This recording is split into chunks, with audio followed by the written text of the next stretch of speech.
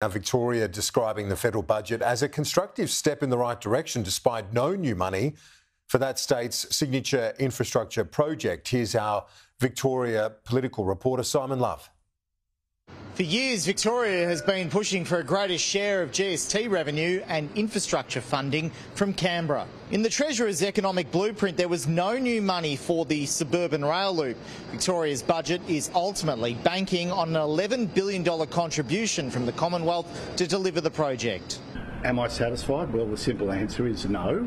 But do I recognise that the Commonwealth has made a constructive contribution? Yes. It's clear that the federal government, and this is a federal Labor government, doesn't believe in the SRL.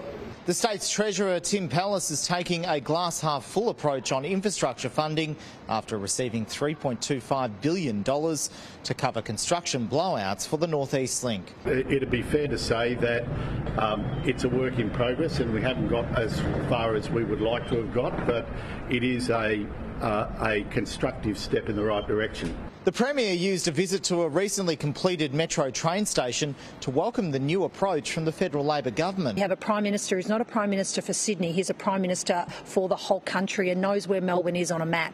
That's a pretty big difference to the former Liberal National Prime Ministers that we had to deal with whilst we've been delivering this metro tunnel project. There has been $11 billion shortfall in infrastructure projects. Coincidentally, there's $11 billion shortfall in the SRL.